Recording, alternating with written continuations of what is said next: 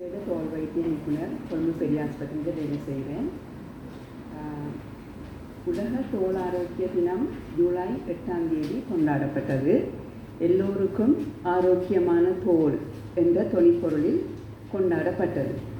இதனை ஒட்டி இலங்கை தோல் வைத்திய நிபுணர் சங்கத்தினால் ஒழுங்கு செய்யப்பட்ட இந்த பொதுமக்களுக்கான விழிப்புணர்வூட்டும் நிகழ்ச்சியில் நான் இன்று பெரும்பாலானவர்களால் எதிர்நோக்கப்படும் 2 பிரச்சனையை பற்றி கதைக்க யோசிச்சிருக்கிறேன். அதாவது இந்த 2 பிரச்சனைக்கும் காரணம் ஒன்றுதான், ஸ்டீராய்டு என்று கூறப்படும் ஒரு மருந்தின் தவறான பாவனை. நாங்கள் முதல்ல பார்ப்போம் ஸ்டீராய்டு என்றால் என்னென்று சொல்லி. ஸ்டீராய்டு இது ஒரு மருந்து.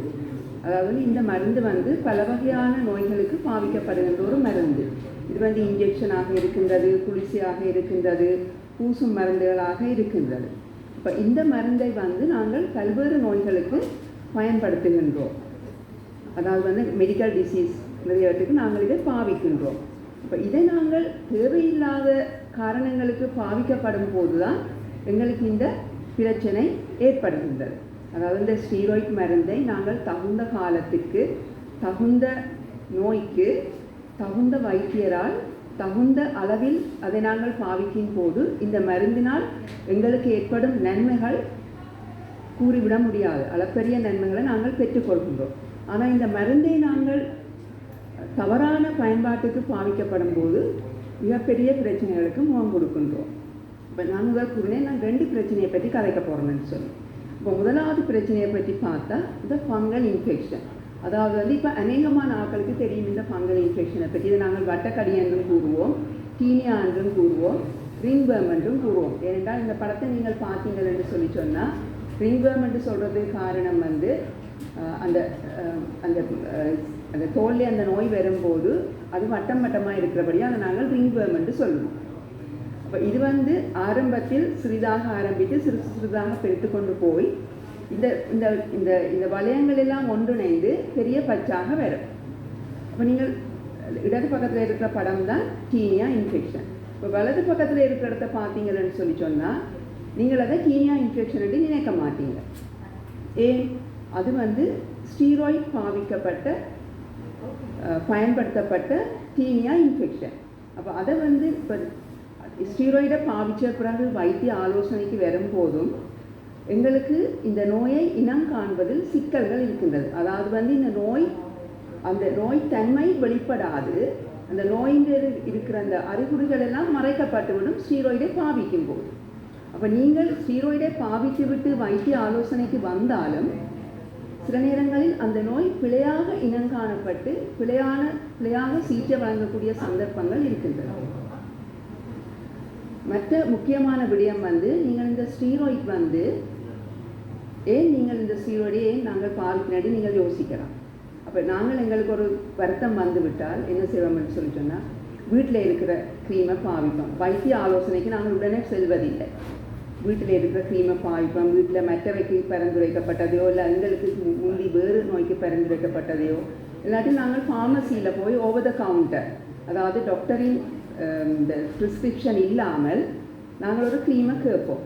அப்போ கூடுதலாக அவர்களுக்கு ஃபார்மசிஸ்டால் வழங்கப்படுவது இந்த ஃபிக்ஸ்ட் டோஸ் கம்பினேஷன் என்று கூறப்படுகின்ற பாக்டீரியாக்குரிய ஃபங்கஸுக்குரிய மருந்துகளோடு இந்த ஸ்டீராய்டும் கலந்ததுக்குள்ளே இருக்குது. கூடுதலாக அதை ட்ரிப்பிள் கம்பினேஷன் என்று கூறுவோம். அப்போ இந்த ஸ்டீராய்டு அதுக்குள்ளே இருக்கும்போது அதை நீங்கள் பூசும்போது உங்களுக்கு இந்த டீனியா இன்ஃபெக்ஷனால் வரும் கடி, அந்த டீனியா இன்ஃபெக்ஷனில் வர கருத்தன்மைகள் எல்லாம் உடனடியாக குறையும். அப்போ நோயாளி யோசிப்பார், இதுதான் இதற்குரிய மருந்து என்று. அவர் தொடர்ந்து அதை பாவிக்கும் போது இந்த நோய் பரவிக்கொண்டே போகும். அதாவது இந்த நோய்க்குரிய அந்த ஸ்டீராய்டை பாவிக்கும் போது தோலில் நோய் எதிர்ப்பு சக்தி குறைவடைந்து இந்த நோய் பரவடையும் நிலை காணப்படுகின்றது.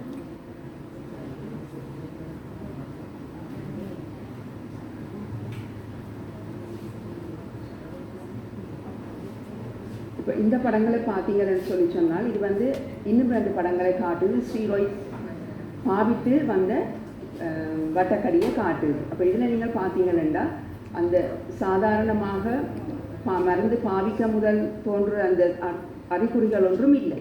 இப்போ நாங்கள் இதை சில நேரம் தீனியா என்று நினைக்க மாட்டோம். வேறு ஏதாவது வருத்தம் என்று சொல்லி பிழையான மருந்தை கொடுப்பதற்கான சந்தர்ப்பங்கள் உண்டு.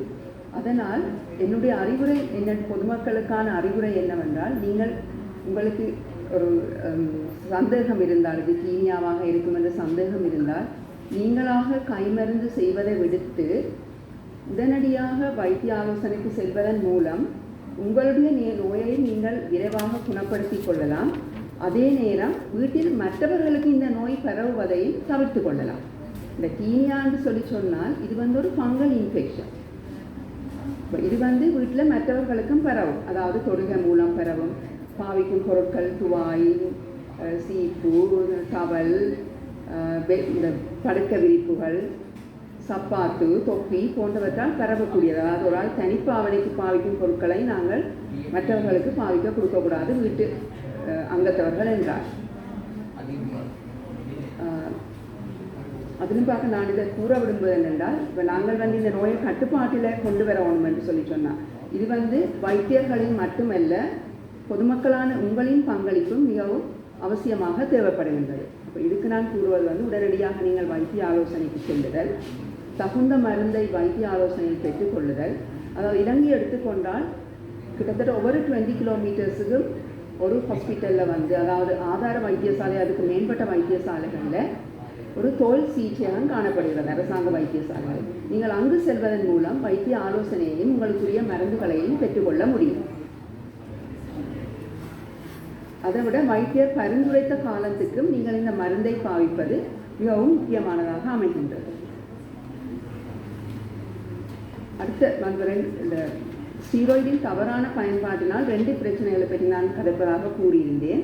ஒன்று இந்த டீனியா என்று கூறப்படும் வட்டக்கட்டி. இப்போ 2வது பிரச்சனையை பார்ப்போம் என்று சொல்லி சொன்னால், இது மிகவும் ஒரு பாரதூரமான பிரச்சனை. பல மக்களால் இது கூடுதலாக பாவிக்கப்படுகின்றது. இந்த தோலை வெள்ளையாக்கும் பொருட்களின் பாவனை மிகவும் அதிகரித்துள்ளது. பாடசாலை சிறுவர்களில் இருந்து வயதானவர்கள் மட்டும் இதை பாவிப்பதில் மிகவும் ஆர்வம் காட்டுபவர்களாக இருக்கின்றார்கள். அதாவது இந்த உலகத்தில் எடுத்துக்கொண்டால் ஆசியா, ஆப்பிரிக்கா, தென் அமெரிக்கா போன்ற நாடுகளில் சமூக கலாச்சார விளைவாக ஒரு லைட் ஸ்கின் டோன் தான் விரும்பப்படுகின்றது. எல்லாரோடும் ஒரு வெள்ளை கலர் தோலை தான் விரும்புகின்றபடியால் எல்லோரும் அதை பாவிப்பதில் ஆர்வமாக இருக்கின்றார்கள். அந்த தோலை வெள்ளையாக்கும் பொருட்களை எடுத்துக்கொண்டால், அதில் தோலை வெள்ளையாக்குவதற்காக அதில் சேர்க்கப்படும் பொருட்கள் 3 பொருட்களாக இருக்கின்றன. ஒன்று ஸ்டீராய்ட், மற்றது பார உலோகங்கள், மற்றது ப்ளீச். இப்போ இன்றைக்கு நான் ஸ்டீராய்ட் மிஸ்யூஸை பற்றி கதைக்கின்றபடியால் ஸ்டீராய்ட் உள்ள இந்த தோலை வெள்ளையாக்கும் பொருட்களை பற்றி தான் நான் கூற இருக்கின்றேன். இப்போ நீங்கள் உங்களோட க்ரீம் அதுகளை உங்களோட சரும பராமரிப்புக்கு வாங்கும் பொருட்களை பாவிக்கும் போது, அதாவது தோலை வெள்ளையாவது, ஸ்கின் ஒயிட்டனிங், ஸ்கின் க்ளோயிங், அப்படி அதுகள் அந்த லேபிள்கள் இருந்தால் அவற்றை பாவிக்காமல் தவிர்ப்பது மிகவும் உதவியாக இருக்கும் உங்களுடைய தோல் ஆரோக்கியத்தை பேணுவது. அவற்றை நீங்கள் பாவிக்கும் போது உங்களுடைய தோல் அளவுக்கு அதிகமாக விரைவாக வெள்ளை ஆகிக்கொண்டு வருவதென்றால் நீங்கள் அந்த பொருட்களை பாவிப்பதை நிறுத்துவது மிகவும் சிறந்தது. தற்காலத்தில் முகத்துக்கு போடும் கிரீம்கள் மட்டுமல்லாது கைகாலுக்கு பூசும் லோஷன், சீரம் என்று கூறப்படும் மார்க்கெட்டில் இருக்கும் பொருட்கள் எல்லாவற்றிலும் இந்த ஸ்டீராய்ட் போன்ற பதார்த்தங்கள் கலக்கப்பட்டுள்ளது என்பதை எங்கள் தோல் வைத்திய நிபுணர் சங்கம் மிகவும் அதிகமாக நம்புகின்றது. அதாவது மக்கள் இதை பாவித்த பின்னர் வரும் பக்க விளைவுகளை கொண்டு நாங்கள் இவர்கள் இந்த பாவிக்கும் பொருட்களில் இந்த ஸ்டீராய்ட் கலந்துள்ளது என்பதை திடமாக நம்புகின்றோம். நாங்கள் இந்த படங்களை பார்த்தோம் என்று சொல்லி சொன்னால், இந்த பையன் அவருக்கு நீங்கள் கவனிச்சீங்கள் என்று சொல்லி சொன்னால், அந்த வட்ட வட்ட பச்சை சிறுவி டீனியாவுக்கு அவர் மிகவும் ஸ்ட்ராங்கான ஸ்டீராய்டை பூசி இருக்கிறார்.